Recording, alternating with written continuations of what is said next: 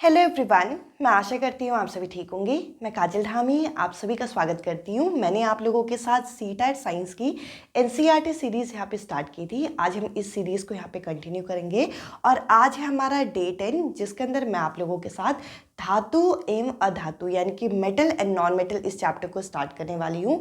और ये चैप्टर आपके 2 से 3 पार्ट में यहाँ पे आएगा, क्योंकि काफ़ी बड़ा चैप्टर है और सीटेट एग्जाम के पॉइंट ऑफ व्यू से काफ़ी इंपॉर्टेंट चैप्टर है।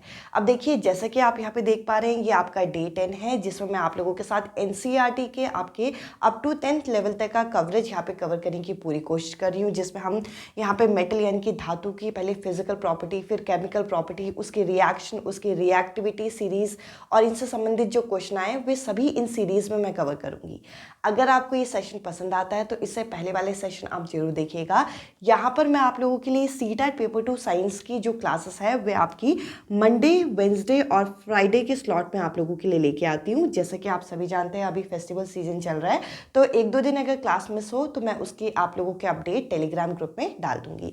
अब चलिए आज के इंपॉर्टेंट सेशन हम शुरू करते हैं। और जैसा कि आप सभी जानते हैं, आज है हमारा डे 10 और मेटल एंड नॉन मेटल का आज पार्ट 1 यहाँ पे होने वाला है। अगर मैं धातु एवं अधातु, अब देखिए साथ ही साथ मैं आपको हर वीडियो में बोलती हूँ, मैं पूरी तरीके से कोशिश करूंगी कि आपको जो टर्म्स हैं वो आप लोगों को बाइलिंगुअल एक्सप्लेन कर पाऊँ, बट अगर मैं किसी टर्म को बाइलिंगुअल एक्सप्लेन ना कर पाऊँ, थोड़ा सा आप मैनेज करिएगा। अब देखिए, अगर मैं सबसे पहले धातु की बात करूँ तो हमें इसकी जो फिजिकल प्रॉपर्टी होती है इसको यहाँ पे देखना है। फिजिकल प्रॉपर्टी कौन सी प्रॉपर्टी होती है? ऐसी प्रॉपर्टी जो कि हम देख के बता पाए, ऐसी प्रॉपर्टी जो कि हमें क्या हो, जो कि हम देख के बता पाए, ऐसी प्रॉपर्टी हम फिजिकल प्रॉपर्टी के अंदर रखते हैं। और केमिकल प्रॉपर्टी वो जो कि केमिकल रिएक्शन से होती है। अब अगर मैं फिजिकल प्रॉपर्टी की बात करूं तो ये सभी प्रॉपर्टी आपकी फिजिकल प्रॉपर्टी में आ जाएगी। पहले वाला जो मैंने पॉइंट लिखा है ये इसकी परिभाषा को बताता है। अगर आपसे कोई पूछे कि धातु क्या होते हैं, मेटल क्या होते हैं, तो हम यूजुअली क्या कहते हैं? जो शाइन करते हैं, जो गुड कंडक्टर होंगे, जो डक्टाइल है और जो मेलिएबल है, इस तरीके से बोलते हैं। यानी कि जो ध्वनि एक तरीके से प्रोड्यूस करते हैं, सोनरस होते हैं, वे सारे आपके मेटल होते हैं। बट ये इसकी परिभाषा नहीं है, ये तो इसके हो गए गुण। अगर मैं इसकी परिभाषा की बात करूं कि मेटल क्या है, तो देखिए ऐसा कोई भी एलिमेंट जो कि अपने इलेक्ट्रॉन को लूज करे वो आपका मेटल कहलाएगा। जैसे कि अगर मैं आपसे बात करूं यहाँ पे सोडियम की, तो देखिए सोडियम एक मेटल है, ये कैसे पता चलेगा? तो देखिए सोडियम का एटॉमिक नंबर कितना होता है, तो आप कहेंगे इसका एटॉमिक नंबर होता है 11। अगर इसका 11 एटॉमिक नंबर होता है और इसके हम इलेक्ट्रॉनिक डिस्ट्रीब्यूशन करेंगे तो पहले शेल में कितने इलेक्ट्रॉन आएंगे? 2। अगले शेल में कितने इलेक्ट्रॉन आएंगे? 8। और अगले शेल में कितने इलेक्ट्रॉन आएंगे? 1। अब देखिए ये मैं आप लोगों के साथ इलेक्ट्रॉनिक डिस्ट्रीब्यूशन डिस्कस कर रही हूँ और इस चीज़ को मैंने डिटेल में आप लोगों के साथ डे 3 में जब मैंने एटम्स का चैप्टर डिस्कस किया था उसके अंदर मैंने कंप्लीट कवर किया है।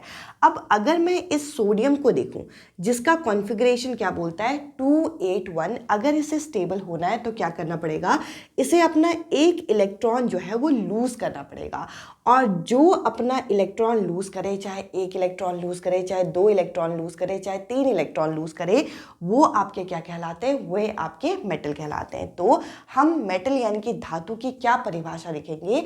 जो अपने इलेक्ट्रॉन को लूज करे ताकि वो स्टेबल हो और इसके ऊपर क्या हो? इसके ऊपर एक पॉजिटिव चार्ज आ जाए, यानी कि ये क्या बन जाए? एक कैटाइन बन जाए, जिसके ऊपर एक पॉजिटिव चार्ज आता है, चाहे +1, चाहे +2, चाहे +3, वे आपके क्या कहलाते हैं? वे आपके मेटल कहलाते हैं।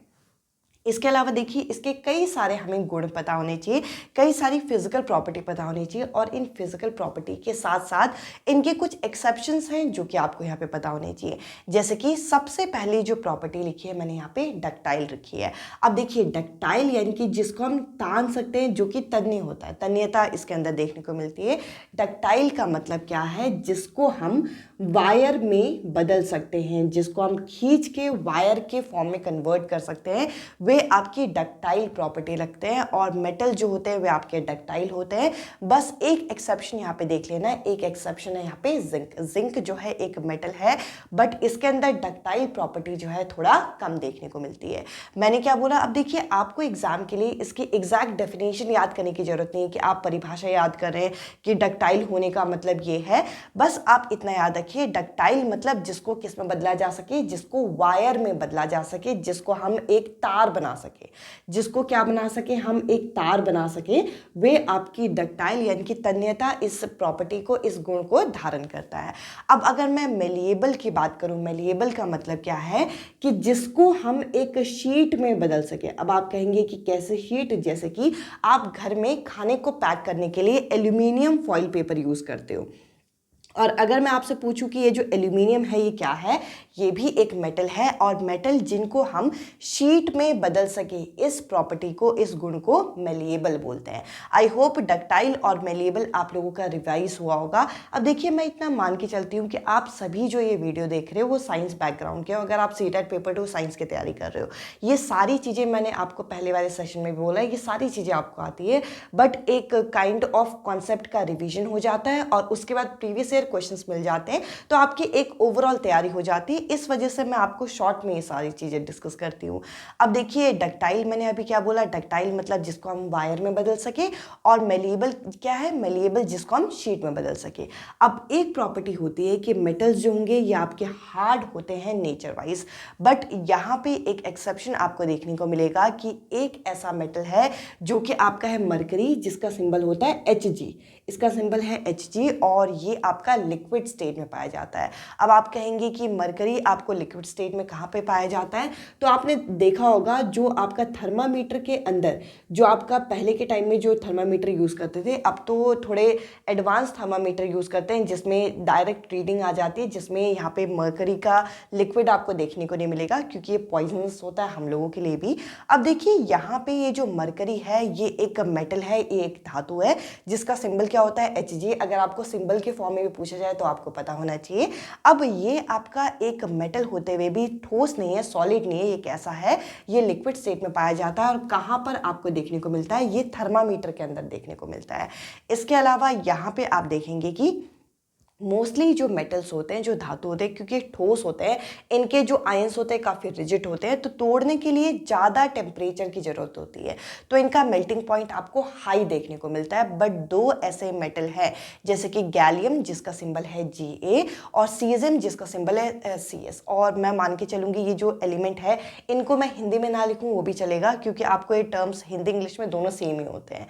अब यहाँ पे गैलियम जो है इसका सिंबल जैसे Ga बताया मैंने, और यहाँ पे सीजियम Cs। अब ये हमारे हथेली में भी ये मेल्ट हो सकते हैं, तो इनका मेल्टिंग पॉइंट बहुत कम होता है। ये कहाँ पे मेल्ट हो सकते हैं, ये आप NCERT पढ़ेंगे क्लास 10th की, उसमें हमें मेंशन किया गया है, ये हमारी हथेली में, हमारे पाम में भी मेल्ट हो सकते हैं। और यहाँ पे मैंने एक सॉफ्ट मेटल के बारे में बताया जिसके बारे में आपको आगे जाके केमिकल प्रॉपर्टी में भी पढ़ना है। एक ऐसा मेटल है जो कि सॉफ्ट है, और इतना सॉफ्ट है कि हम इसे नाइफ से काट सकते हैं। सोडियम के साथ साथ यहाँ पे पोटेशियम जिसका सिंबल होता है K, इसको भी आप कंसिडर कर सकते हैं, और ये आपके सॉफ्ट मेटल कहलाते हैं। आपके प्रीवियस में पूछा गया है कि कौन सा ऐसा मेटल है, यूजुअली मेटल जो होते हैं वे आपके कैसे होते हैं, सॉलिड होते हैं, ठोस होते हैं, पर आपके वो कौन सा मेटल है जिसको हम चाकू से काट सकते हैं।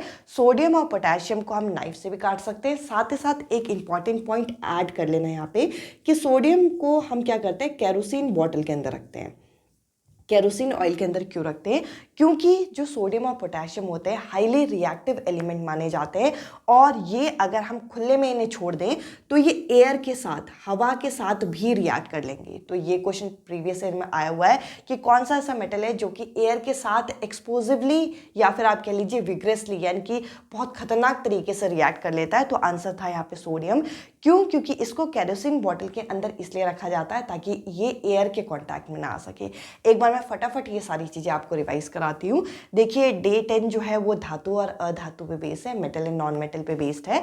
सबसे पहले हमने डिस्कस किया कि मेटल यानी कि धातु क्या होते हैं, वे जो अपने इलेक्ट्रॉन्स को क्या करें, लूज करें। इसके लिए मैंने आपके सामने सोडियम का एग्जाम्पल यहाँ पे दिया कि सोडियम ने जब अपना एक इलेक्ट्रॉन लूज किया और Na+ बना तो ये एक कैटाइन कहलाएगा। और जो भी, ये सिर्फ सोडियम नहीं, जो भी अपने इलेक्ट्रॉन लूज करेगा, जैसे कि अगर हम कैल्शियम की बात करें, कैल्शियम का एटॉमिक नंबर होता है 20, तो 2 8 8 2 कॉन्फ़िगरेशन में मुझे नहीं लगता कि आप लोगों को दिक्कत होगी। अगर आप थोड़ा बहुत भी कॉन्सेप्ट भूल गए तो आप डे 3 वाली क्लास देखिए, उससे आपका क्लियर हो जाएगा।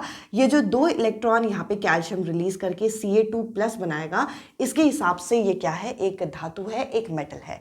और डक्टाइल प्रॉपर्टी यानी कि तन्यता क्या होती है कि किसी भी हम मेटल को हम एक तार में, एक वायर में बदल सकते हैं। इस प्रॉपर्टी को हम क्या बोलते हैं, इस प्रॉपर्टी को हम डक्टाइल नेचर बोलते हैं। मेलिएबल का मतलब क्या है कि इसको हम किसको, धातु की बात करें तो धातु की ही होगा। यहाँ पे हम इसे शीट में बदल सकते हैं। ज़्यादातर आपके जो मेटल होंगे वो आपके कैसे होते हैं, ठोस होते हैं, सॉलिड होते हैं, एक्सेप्ट मरकरी। मरकरी इकलौता एक ऐसा मेटल है, धातु है अभी तक जो कि आपका एक लिक्विड स्टेट में पाया जाता है, जो कि किस में आपको देखने को मिलेगा, इसका इस्तेमाल हम थर्मामीटर में करते हैं।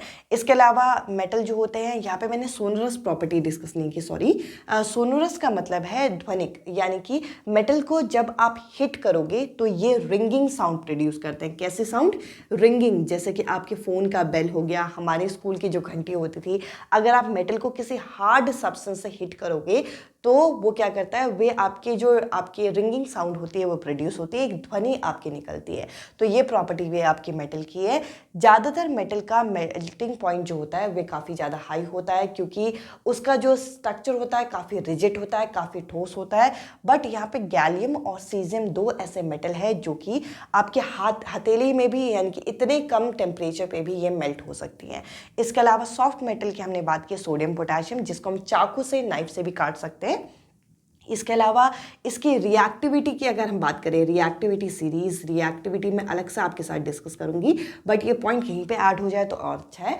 अगर हम यहाँ पे सोडियम और पोटेशियम की बात करें तो इसको हम केरोसिन बॉटल के अंदर रखते हैं। और क्यों रखते हैं, इसका कारण ये है कि ये आपका हवा के साथ भी रिएक्ट कर सकता है। अभी मैंने आप लोगों के साथ मेटल्स की सभी ऑलमोस्ट प्रॉपर्टी यहाँ पे डिस्कस की, कोई प्रॉपर्टी रह गई होगी तो जब हम प्रीवियस ईयर क्वेश्चन करेंगे उसमें यहाँ पे कंबाइल हो जाएगा। अब मैं आप लोगों के साथ नॉन मेटल की फिजिकल प्रॉपर्टी यहाँ पे डिस्कस करती हूँ। और यकीन मानिए इस चैप्टर में फिजिकल केमिकल प्रॉपर्टी से क्वेश्चन पूछे जाते हैं, यानी कि फिजिकल प्रॉपर्टी से कई सारे क्वेश्चन पूछे गए। केमिकल प्रॉपर्टी, केमिकल रिएक्शन अलग से मैं डिस्कस करूंगी। और इसके अलावा रिएक्टिविटी सीरीज, उससे तो भर भर के क्वेश्चन पूछे गए। रिएक्टिविटी सीरीज अगर आपको आती है तो ये चैप्टर आपके लिए बहुत आसान है।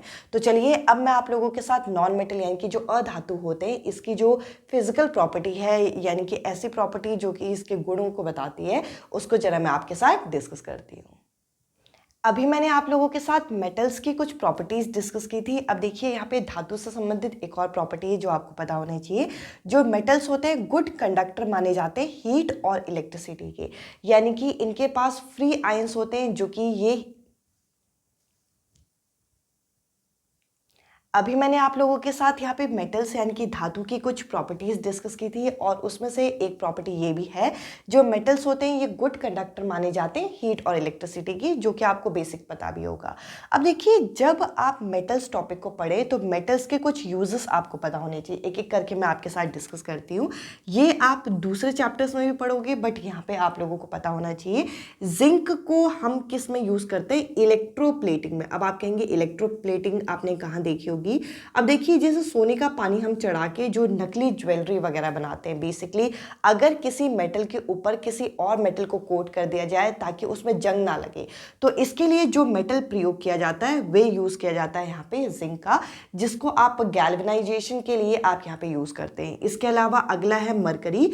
मरकरी मैंने आपको बताया था ये हम थर्मामीटर के अंदर यूज करते हैं। एल्यूमिनियम हम फूड को पैक करने के लिए, खाने को पैक करने के लिए हम इसके लिए प्रयोग करते हैं। और गोल्ड को हम ज्वेलरी में यूज़ करते हैं। क्यों, क्योंकि ये जल्दी करोड नहीं होती, यानी कि ये हवा और पानी के साथ रिएक्ट नहीं करती। तो ये मेटल्स के बारे में मैंने कुछ पॉइंट आपके साथ डिस्कस किए। अब अगर मैं नॉन मेटल यानी कि अधातु की बात करूं तो देखिए ऐसे एलिमेंट जो कि इलेक्ट्रॉन गेन करते हैं, जैसे कि एग्जाम्पल में हम क्लोरीन ले लेते हैं। और क्लोरीन को कहाँ यूज़ करते हैं, वाटर को प्योरीफाई करने के लिए हम क्लोरीन की टैबलेट्स डालते हैं। आपने सुना भी होगा इन जनरल। क्लोरीन का एटॉमिक नंबर होता है आपका 17 और इसमें इलेक्ट्रॉन अगर हम डिस्ट्रीब्यूट करें तो 2 8 60 आएगा। 2 8 और 7। अब देखिए लास्ट वाले शेल में कितने इलेक्ट्रॉन है, 7 इलेक्ट्रॉन है। तो 7 इलेक्ट्रॉन होने की वजह से ये एक इलेक्ट्रॉन को यहाँ पे गेन करता है। और जब ये एक इलेक्ट्रॉन को गेन करेगा तो इसके ऊपर माइनस चार्ज यहाँ पे आ जाएगा। और जो भी इलेक्ट्रॉन गेन करते हैं और जो माइनस चार्ज को एक्वायर करते हैं, यानी के माइनस चार्ज उनके ऊपर आ जाता है तो वो आपके अधातु यानी कि नॉन मेटल कहलाते हैं। इसके अलावा जो भी आपने मेटल में प्रॉपर्टी पढ़ी थी वे सारी प्रॉपर्टी यहाँ उल्टी हो जाती है, यानी कि ये इनमें तन्यता नहीं होती, ये डक्टाइल नहीं होते, ना मेलिएबल होते हैं, ना इनमें से ध्वनिक जो साउंड है वो प्रोड्यूस होती है। तो ये सारी प्रॉपर्टी इसमें नेगेटिव हो जाती है। इसके अलावा कुछ एक्सेप्शंस आपको पता होने चाहिए, ये इंपॉर्टेंट है। अब देखिए जैसा कि हमने कहा कि जो नॉन मेटल होंगे वो आपके मेटल से अपोजिट प्रॉपर्टी रखते हैं, जबकि मेटल के बारे में हमने पढ़ा था कि वो आपके हार्ड होते हैं और नॉन मेटल आपके सॉफ्ट होते हैं as compared to metal. But diamond जो है दुनिया का सबसे हार्डेस्ट सब्सटेंस, ये क्या है, एक नॉन मेटल है, तो ये आपको पता होना चाहिए। ग्रेफाइट जो है इसको हम क्या कहते हैं, ये आपका पेंसिल की निब में भी आपने देखा होगा, ये आपका एक गुड कंडक्टर है, यानी कि ये आपका ध्वनि का जो हमारे ऊष्मा होते हैं उसका यहाँ पे जो ये जो ग्रेफाइट है ये एक गुड कंडक्टर यहाँ पे माना जाता है। अब देखिए ग्रेफाइट जो है एक नॉन मेटल है, अधातु है, जो कि मेटल की तरह प्रॉपर्टी रखता है। अगर हम आयोडीन की बात करें तो देखिए जो मेटल होते हैं ये शाइन करते हैं, इनके अंदर एक लश्यर प्रॉपर्टी होती है, ये चमक दिखाते हैं, इनके अंदर क्या होती है, चमक होती है। और अगर हम नॉन मेटल की बात करें तो इनके अंदर चमक नहीं होती, जबकि आयोडीन जो है एक नॉन मेटल होने के बावजूद भी इसके अंदर चमक देखने को मिलती है। इसके अलावा अगला है यहाँ पे ब्रोमीन। अभी मैंने आपके साथ मेटल्स यानी कि धातु में डिस्कस किया था कि जो मरकरी होता है ये आपका लिक्विड स्टेट पे पाया जाने वाला इकलौता धातु है, जबकि नॉन मेटल की अगर हम बात करें तो जो लिक्विड स्टेट में पाया जाता है ये आपका क्या है, ब्रोमीन है। तो ये कुछ एक्सेप्शंस आपको पता होने चाहिए। अब अगर हम इनके उपयोग की बात कर ले यहाँ पे नॉन मेटल की, तो ये जो आयोडीन है, कभी भी आपको चोट वगैरह लग जाए तो उसको वाउंड करने में यानी कि घाव को भरने में आयोडीन यूज़ किया जाता है। क्लोरीन जो है ये पानी को साफ रखने में, वाटर ट्रीटमेंट में यूज़ किया जाता है। डायमंड जो है एक तरीके से ज्वेलरी की फॉर्म में यूज़ किया जाता है। किसी भी हार्ड सब्सटेंस को काटने के लिए भी डायमंड को प्रयोग किया जाता है। कहते हैं कि लोहे को लोहे से काटा जा सकता है, एक तरीके से मुहावरे को यहाँ पे ये सही करता है। ग्रेफाइट जो है पेंसिल के निब में आपका यूज़ किया जाता है। तो ये मैंने कुछ आप लोगों के साथ यहाँ पे जो मेटल्स एंड नॉन मेटल्स की फिजिकल प्रॉपर्टी है ये मैंने डिस्कस किया। अब आप कहेंगे कि फिजिकल प्रॉपर्टी से काम चल जाएगा, तो बिल्कुल भी नहीं। इसके आगे आप रिएक्टिविटी सीरीज केमिकल प्रॉपर्टी देखने वाले, जो कि डे 11 में आएगा। अभी मैं आप लोगों के साथ इस टॉपिक से यानी कि फिजिकल प्रॉपर्टी से जो क्वेश्चन पूछे गए वो मैं आपके साथ डिस्कस करती हूँ, ताकि आपका ये टॉपिक यहाँ पे अच्छे से कंबाइन हो। अब चलिए हम डायरेक्ट क्वेश्चंस पे मिलेंगे, और अगर ये सेशन आपको पसंद आया तो इससे पहले वाले सेशंस आप जरूर देखिएगा। और क्लासेस जो है मंडे, वेंसडे, फ्राइडे, और क्लासेस के टाइमिंग इवनिंग में आप लोगों की क्लासेस रिकॉर्डेड मैनर में मैं पोस्ट करती हूँ। साथ ही साथ जो लिंक है आपको टेलीग्राम ग्रुप में मिल जाएगा। अब चलिए डायरेक्ट हम यहाँ पे क्वेश्चंस को सॉल्व करते हैं। अब हम मेटल एंड नॉन मेटल की कुछ फिजिकल प्रॉपर्टी से रिलेटेड जो प्रीवियस ईयर क्वेश्चन है उनको डिस्कस करेंगे। तो देखिए यहाँ पे हम लोगों को प्रॉपर्टीज बता रखी है मेटल और नॉन मेटल की, और एक साइड आपको यहाँ पे एलिमेंट के नाम यहाँ पे दे रखे हैं। तो देखिए यहाँ क्लोरीन हमें सबसे पहले दे रखा है, और क्लोरीन किस काम में यूज़ होता है अभी मैंने आपके साथ डिस्कस किया था।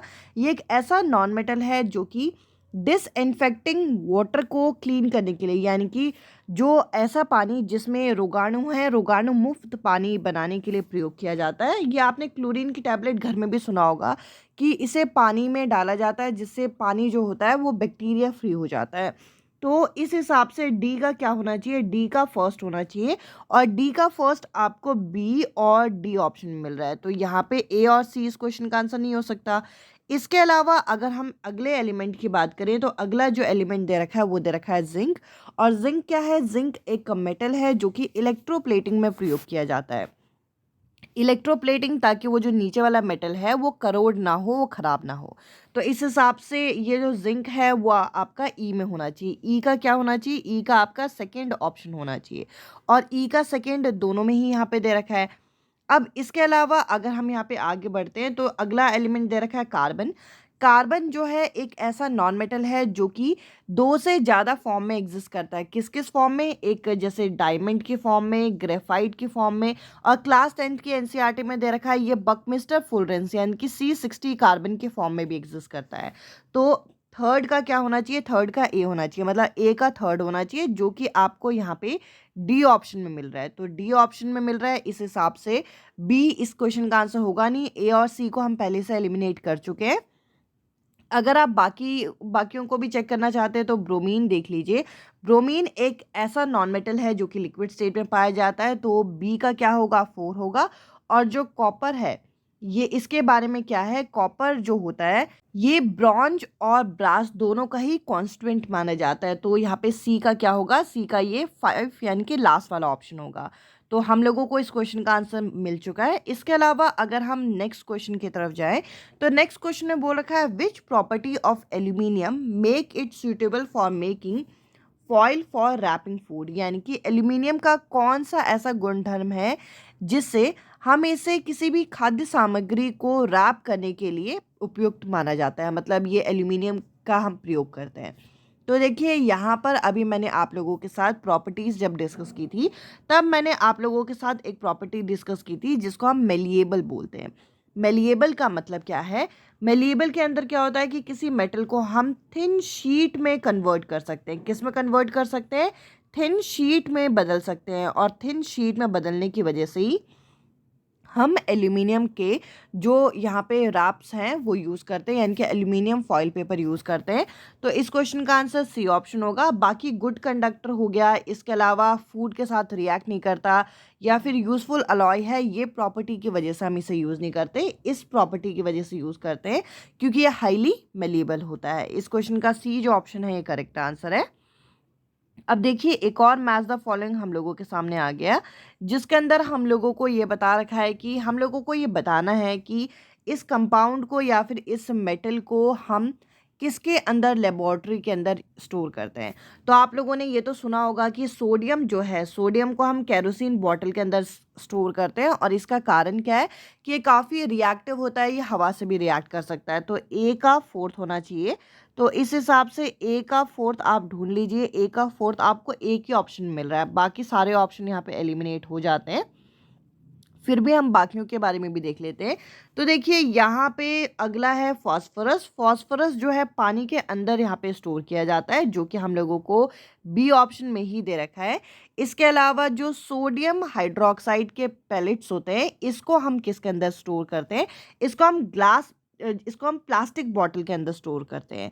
इसके अलावा जो हमारी मरकरी होती है, मरकरी को ग्लास के बॉटल के अंदर स्टोर किया जाता है क्योंकि काफ़ी पॉइजनस होता है, अगर ये बाहर निकल जाए तो हम लोगों के लिए दिक्कत कर सकता है, तो इसे हम यहाँ पे ग्लास बॉटल के अंदर स्टोर करते हैं। तो इस तरीके से ये क्वेश्चन भी आपके प्रीवियस ईयर पेपर में पूछा गया है। अगर आपको इनमें से एक का भी नॉलेज था तो यहाँ पे तो आपको आंसर आसानी से मिल ही जाएगा। इसके अलावा अगर हम नेक्स्ट क्वेश्चन की तरफ देखें तो नेक्स्ट क्वेश्चन में बोल रखा है कि रीता जो है वो क्या चाह रही है, वो अचार को यानी कि पिकल को स्टोर करना चाह रही है किसी कंटेनर के अंदर, किसी डब्बे के अंदर। तो बेस्ट कंटेनर इनमें से कौन सा होगा, कौन सा ऐसा पात्र है जो सबसे अच्छा माना जाएगा। इसमें सबसे पहले ऑप्शन में है एल्यूमिनियम, अगले में है ग्लास, अगले में है कॉपर, अगले में है ब्रास। तो देखिए कहीं ना कहीं ये रिएक्टिविटी सीरीज जब आप पढ़ोगे तो आपको ये टॉपिक और अच्छे से क्लियर होगा, जो कि नेक्स्ट सेशन में आएगा। बट कहीं ना कहीं अगर हम बाकियों को देखें तो ये सारे आपके मेटल या अलॉय हैं, जबकि ग्लास जो है ये आपका एयर और एसिड, मतलब बेसिकली जो उसके अंदर एसिड प्रेजेंट होता है उसके साथ रिएक्ट नहीं करता। इसके लिए पिकल्स को स्टोर करने के लिए आप लोगों ने अपने घर में भी देखा होगा ग्लास की बॉटल का प्रयोग किया जाता है। आप मार्केट से भी खरीद के लाओगे तो वो ग्लास की बॉटल में ही स्टोर किया जाता है। इस क्वेश्चन का बी जो ऑप्शन है ये करेक्ट आंसर है। इसके अलावा अगर हम नेक्स्ट क्वेश्चन देखें, बहुत इजी क्वेश्चन है कि एक्स एक मेटल है जो कि लिक्विड स्टेट में पाया जाता है। अगर आप इस क्वेश्चन को फटाफट सॉल्व करें तो आप पहले ऑप्शन को टिक कर सकते हो, पर ये पहला ऑप्शन जो ब्रोमीन है ये एक नॉन मेटल है, जबकि इस क्वेश्चन में हमें क्या पूछ रखा है, इस क्वेश्चन में हमें मेटल पूछ रखा है। आपको मेटल बताना है तो यहाँ पर जो करेक्ट आंसर होगा मरकरी होगा। इसमें सोडियम और मैग्नीशियम इस क्वेश्चन का करेक्ट आंसर नहीं है, इस क्वेश्चन का करेक्ट आंसर है बी ऑप्शन। इसके अलावा अगर हम नेक्स्ट क्वेश्चन की तरफ देखें, अच्छा और इम्पॉर्टेंट क्वेश्चन है। यहाँ पे बोल रखा है which of the following can be put on wound as an antiseptic, यानी कि निम्नलिखित में से कौन सा घाव पर एंटीसेप्टिक के रूप में लगाया जा सकता है। इस क्वेश्चन का आंसर अगर आप याद कर लेंगे तो और अच्छा है।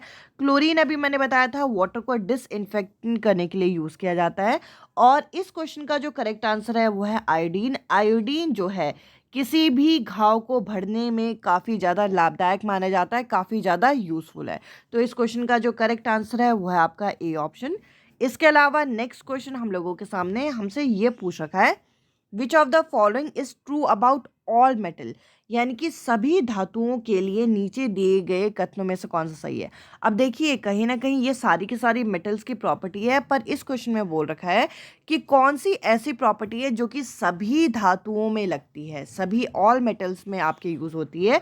ये क्वेश्चन आपका होमवर्क क्वेश्चन है, आपको बताना है कि लास्ट क्वेश्चन का आप लोगों का क्या आंसर रहा है। इसके अलावा अगर आप लोगों ने इससे पहले वाले सेशन नहीं देखे तो वो सेशंस भी जरूर देखिए, ताकि आपका एक ओवरऑल तैयारी यहाँ पे हो सके। आज के इस सेशन में इतना ही। अब मैं आपसे मिलूंगी अगले सेशन में अगले टॉपिक के साथ। Bye bye, take care.